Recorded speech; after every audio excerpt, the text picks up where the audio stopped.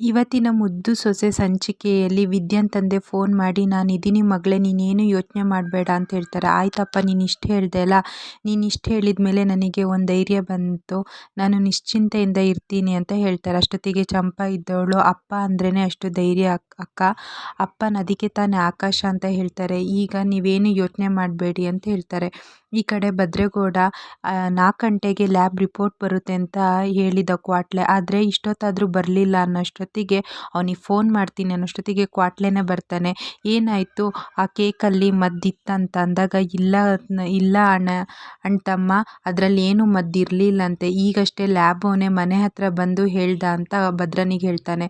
ಭದ್ರಗೌಡ ಯೋಚನೆ ಮಾಡ್ತಾನೆ, ಹಾಗಾದರೆ ನಾನು ಯಾಕೆ ಪ್ರಜ್ಞೆ ತಪ್ಪಿರ್ಬೋದು, ಅವತ್ತೇನಾಗಿರ್ಬೋದು ಅಂತ ಯೋಚನೆ ಮಾಡ್ತಿರ್ತಾನೆ. ಈ ಕಡೆ ವಿದ್ಯಾನಪ್ಪ ಬಾರಲ್ಲಿ ಕುಡಿದು ಫುಲ್ಲು ಟೈಟ್ ಆಗಿರ್ತಾರೆ. ಅಲ್ಲಿ ಲೋಕಿ ಬಂದು ಅವನು ಕುಡಿಯೋಕ್ಕೆ ಅಂತ ಕೂತಿರ್ತಾನೆ.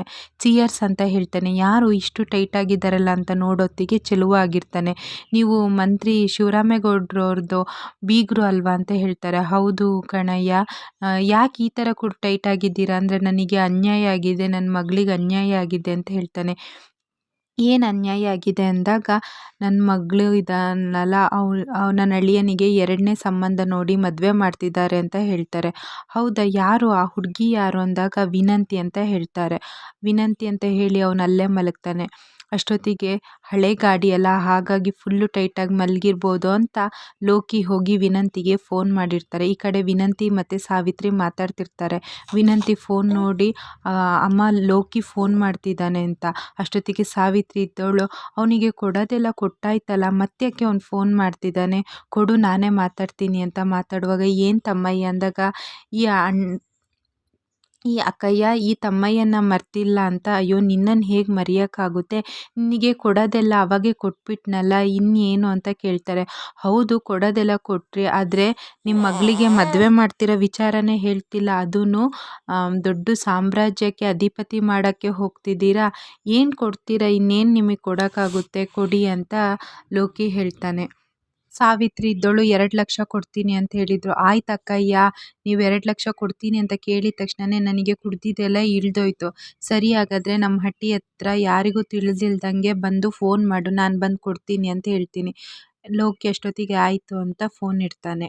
ಲೋಕಿ ಇದ್ದವನು, ಚೆಲುವಣ್ಣ ಏನು ಅಂತ ಹೇಳ್ದೇನ, ನನ್ನ ಅದೃಷ್ಟನೇ ಚೇಂಜ್ ಆಯಿತು, ನನಗೊಂದು ಕಾಸ್ಟ್ಲಿ ವಿಕ್ಸಿ ಆರ್ಡರ್ ಮಾಡಿ ಅಂತ ಲೋಕಿ ಹೇಳ್ತಾನೆ. ಈ ಕಡೆ ವಿನಂತಿ, ಅಮ್ಮ ಅಷ್ಟು ದುಡ್ಡು ಎಲ್ಲಿಂದ ಕೊಡ್ತೀಯಾ ಅಂತ ಕೇಳ್ತಾರೆ. ಸಾವಿತ್ರಿ ಇದ್ದವಳು, ಮದುವೆ ಖರ್ಚಿಗೆ ಅಂತ 10 ಲಕ್ಷ ಕೊಟ್ಟಿದ್ದಾರಲ್ಲ, ಅದರಲ್ಲೇ ಕೊಡ್ತೀನಿ, ಈಗ ಹೇಗಾದ್ರೂ ಮದುವೆ ಒಂದು ಮುಗಿದ್ರೆ ಸಾಕು ಅಂತ ಸಾವಿತ್ರಿ ಹೇಳ್ತಾಳೆ.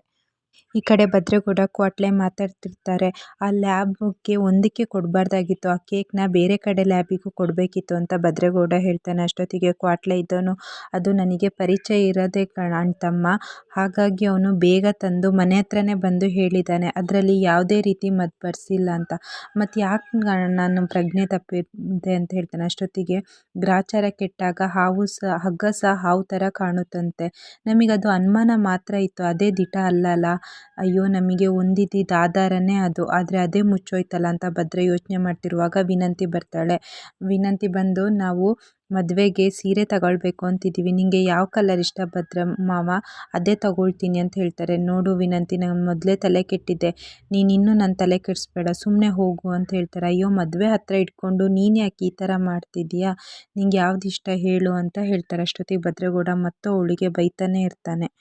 ಭದ್ರೇಗೌಡ ಹೇಳ್ತಾನೆ, ಮದುವೆ ಅಂತ ನಾನೇನು ಖುಷಿಯಾಗಿ ಒಪ್ಕೊಂಡಿಲ್ಲ, ವಿಧಿ ಇಲ್ಲದೆ ಧರ್ಮ ಸಂಕಟಕ್ಕೆ ನಿನ್ನನ್ನು ಮದುವೆ ಆಗಕ್ಕೆ ಒಪ್ಕೊಂಡಿದ್ದೀನಿ, ಇಲ್ಲಿಂದ ಹೋಗು ಅಂತ ಹೇಳ್ತಾನೆ. ಯಾಕೆ ಭದ್ರೆ ಮಾವ, ಈ ಮದುವೆ ಯಾವ ಥರ ನಡೀತಿರೋದು ಅಂತ ನಿಂಗೂ ಗೊತ್ತು ತಾನೆ, ನನಗೂ ಇಷ್ಟ ಇಲ್ಲದೆ ನಡೀತಿರೋದು, ಆದರೂ ನಾನು ಸಂತೋಷವಾಗಿಲ್ವಾ ಅಂತ ಹೇಳ್ತಾರೆ. ಈಗ ನನ್ನ ಮದುವೆಯಲ್ಲಿ ಯಾವ ಸೀರೆ ಉಟ್ಕೊಳ್ಳೋದು ಅಂತ ನಿನ್ನನ್ನು ಕೇಳೋದೆ, ಮತ್ಯಾರನ್ನ ಕೇಳೋಕ್ಕಾಗುತ್ತೆ ಅಂತ ಹೇಳ್ತಾನೆ. ಭದ್ರೇಗೌಡಂಗೆ ತುಂಬ ಸಿಟ್ಟು ಬರುತ್ತೆ. ಸುಮ್ಮನೆ ಇಲ್ಲಿಂದ ಹೋಗೋಕ್ಕೆ ಹೇಳು ಕ್ವಾಟ್ಲೆ ಅಂತಾನೆ. ಕ್ವಾಟ್ಲೆ ಬಂದು, ಹೋಗು ವಿನಂತಿ ಅವ್ನ ಮನ್ಸು ಸರಿ ಇಲ್ಲ ಅಂದಾಗ ನಮ್ಮಿಬ್ಬರ ಮಧ್ಯೆ ಕ್ವಾಟ್ಲೆ ಅಣ್ಣ ಯಾಕೆ ಅಣ್ಣ ಮಾವ ಹೇಳು ಯಾವ ಸೀರೆ ಉಟ್ಕೊಂಡು ಅಂತ ಈಗ ಹೋದರೆ ಸರಿ ಇಲ್ಲಾಂದರೆ ಏನೂ ಇಲ್ಲ ಅಂತ ಮತ್ತೆ ಅವಳು ಮಾತಾಡ್ಸಕ್ಕೆ ಬರ್ತಾರೆ. ಸಿಟ್ಟು ಬಂದು ಭದ್ರೇಗೌಡ ಅವಳು ಕೆನ್ನೆಗೆ ಹೊಡಿತಾಳೆ.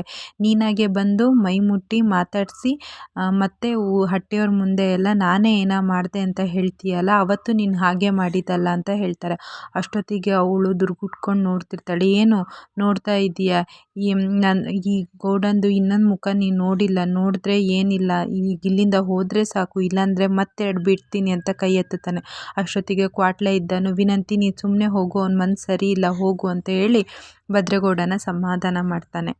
ಕ್ವಾಟ್ಲೆ ಹೇಳ್ತಾನೆ, ಯಾಕೆ ಅಣ್ತಮ್ಮ ಹೊಡೆದೆ ಅಂತ. ಹೊಡೆಯದೆ ಇನ್ನೇನು ಮಾಡಲಿ, ಅವತ್ತು ಹಿಂಗೆ ಹೊಡೆದು ಕಳಿಸಿದ್ರೆ ಇವತ್ತು ಈ ರೀತಿ ಆಗ್ತಿರ್ಲಿಲ್ಲ, ಅದಕ್ಕೆ ಕೋಪಕ್ಕೆ ಕೈ ಕೊಡ್ತೀಯಾ, ಬೇಡ ಅಣ್ತಮ್ಮ, ಮತ್ತದು ಬೇರೆ ರೀತಿ ಆಗುತ್ತೆ. ಇಲ್ಲ, ಇಲ್ಲೇನೋ ನಡೆದಿದೆ, ಅದು ತಿಳಿಯೋ ತನಕ ನನಗಂತೂ ನೆಮ್ಮದಿ ಇಲ್ಲ ಅಂತ ಭದ್ರೇಗೌಡ ಹೇಳ್ತಾನೆ. ವಿನಂತಿ ಸೀದಾ ಸಾವಿತ್ರಿ ಇರೋ ರೂಮಿಗೆ ಬಂದು ಕೂರ್ತಾಳೆ. ಅಷ್ಟೊತ್ತಿಗೆ ಸಾವಿತ್ರಿ ಕೇಳ್ತಾಳೆ, ಯಾಕೆ ಈ ಥರ ಊದಿಸ್ಕೊಂಡು ಕೂತಿದ್ಯಾ, ಏನಾಯ್ತೆ ಅಂದಾಗ ಕೆನ್ನೆ ತೋರಿಸ್ತಾಳೆ. ಯಾರೇ ನಿನಗೆ ಹೊಡೆದಿದ್ದು ಅಂದಾಗ ಭದ್ರೆ ಮಾವ ಅಂತಾನೆ. ಯಾಕೆ ಅವ್ನು ಹೊಡೆದ, ಏನಾಯಿತು ಅಂದಾಗ ಮದುವೆ ಆಗೋ ಹುಡುಗನ ಹತ್ರ ಹೋಗಿ ನಾನು ಮದುವೆಗೆ ಯಾವ ಕಲರ್ ಸೀರೆ ಉಡಲಿ ಅಂದರೆ ಅವ್ನು ಈ ಥರ ಹೊಡೆದಿದ್ದಾನೆ ಅಂತ ಹೇಳ್ತಾರೆ. ಅಷ್ಟೊತ್ತಿಗೆ ಸಾವಿತ್ರಿ ಇದ್ದವಳು ವಿನಂತಿ ಕೆನ್ನೆಗೆ ಹೊಡಿತಾಳೆ. ಅಷ್ಟೊತ್ತಿಗೆ ವಿನಂತಿಗೆ ಸಿಟ್ಟು ಮಾಡಿ, ಯಾಕವ್ವ ಹೊಡೆದೆ, ಮತ್ತು ಇನ್ನೇನು ಮಾಡಲಿ, ಈ ಮದುವೆ ಆಗೋಕ್ಕೆ ನಾನು ಎಷ್ಟು ಕಷ್ಟಪಡ್ತಿದ್ದೀನಿ, ನೀನು ನೋಡಿದರೆ ಅವನ ಹತ್ರ ಮತ್ತೆ ಹೋಗಿ ಅವನನ್ನು ಕೆಣಕ್ತಿದ್ದೀಯಲ್ಲ, ಈ ಮದುವೆ ಒಂದು ಆಗೋ ತನಕ ನೀನು ಸುಮ್ಮನೆ ಇರು, ಅವನ ಹತ್ರ ಹೋಗಬೇಡ, ಮತ್ತೇನಾದ್ರು ಮಾಡ್ಕ. ಅದ್ರ ಮಧ್ಯೆಯಲ್ಲಿ ಅವನೊಬ್ಬ ಒಬ್ಬ ಫೋನ್ ಮಾಡಿ ಅವನು ಬೇರೆ ಹೆದರ್ಸ್ತಿದ್ದಾನೆ, ಅವನ ಬಾಯಿ ಮುಚ್ಚೋಕ್ಕೆ ನಾನು ಮತ್ತೊಂದು ಮಾಡ್ತಿದ್ದಾರೆ, ಅದು ಬೇರೆ ಅಣ್ಣನಿಗೇನಾದ್ರು ನೀನೇ ಫೋನ್ ಮಾಡಿ ವಿಚಾರ ಏನಾದ್ರು ಗೊತ್ತಾದರೆ ಏನಾಗುತ್ತೆ ಅಂತ ಹೇಳೋಷ್ಟೊತ್ತಿಗೆ ಕ್ವಾಟ್ಲೆ ಇದನ್ನೆಲ್ಲ ಕೇಳಿಸ್ಕೊಳ್ತಿರ್ತಾನೆ. ಈ ಕಡೆ ಶಿವರಾಮೇಗೌಡ ಗೋವಿಂದ ಯೋಚನೆ ಮಾಡ್ತಾ ಇರ್ತಾರೆ. ಅಷ್ಟೊತ್ತಿಗೆ ಮೋನ ಬಂದು ಕಾಪಿ ತಗೊಳ್ರಿ ಅಂತ ಹೇಳ್ತಾರೆ. ನನಗೆ ಕಾಪಿ ಬೇಡ ಅಂತ ಹೇಳ್ತಾಳೆ. ಏನ್ರಿ ಹೀಗೆ ಕಾಪಿ ತಿಂಡಿ ಬಿಟ್ಟು ಹಿಂಗೆ ಯೋಚನೆ ಮಾಡ್ತಿದ್ರೆ ಏನಾಗುತ್ತೆ, ತಗೊಳ್ಳಿ ಕಾಪಿ ಅಂತ ಹೇಳ್ತಾರೆ. ಅಷ್ಟೊತ್ತಿಗೆ ಶಿವರಾಮೇಗೌಡ ಕಾಪಿ ತಗೊಳ್ತಾನೆ. ಅತ್ತೆ ನಿಮ್ಮ ಹತ್ರ ಏನೋ ಒಂದು ಮಾತಾಡಬೇಕು ಅಂತ ಹೇಳ್ತಾರೆ. ಅಷ್ಟೊತ್ತಿಗೆ ಶಿವರಾಮೇಗೌಡ ಅಲ್ಲಿಂದ ಎದ್ದೋಗ್ತಾನೆ.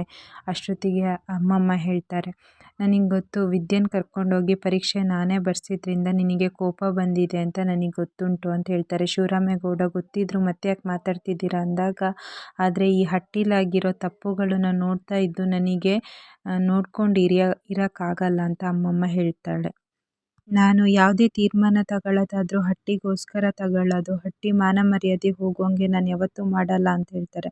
ಅಷ್ಟೊತ್ತಿಗೆ ಅಮ್ಮಮ್ಮ ಇದ್ದಾರೆ, ನೀನು ಇಷ್ಟು ತನಕ ತಗೊಂಡಿರೋ ತೀರ್ಮಾನ ಬಗ್ಗೆ ನಾನು ಯಾವತ್ತೂ ಪ್ರಶ್ನೆ ಮಾಡ್ತಿರ್ಲಿಲ್ಲ, ಯಾಕಂದರೆ ಅದು ಎಲ್ಲ ಸರಿ ಇತ್ತು, ಬಟ್ ಈಗ ನೀನು ತಗೊಂಡಿದ್ದೀಯಲ್ಲ ಅದು ತುಂಬ ತಪ್ಪಾಗಿದೆ ಅಂತ ಹೇಳ್ತಾರೆ. ಇಷ್ಟು ಇವತ್ತಿನ ಸಂಚಿಕೆಯಲ್ಲಿ ನಡೆದಿದೆ. ಈ ವಿಡಿಯೋ ನಿಮಗೆ ಇಷ್ಟ ಆಗಿದ್ರೆ ಲೈಕ್ ಮಾಡಿ, ಶೇರ್ ಮಾಡಿ, ಹಾಗೆ ಚಾನಲ್ನ ಸಬ್ಸ್ಕ್ರೈಬ್ ಮಾಡಿ. Thank you.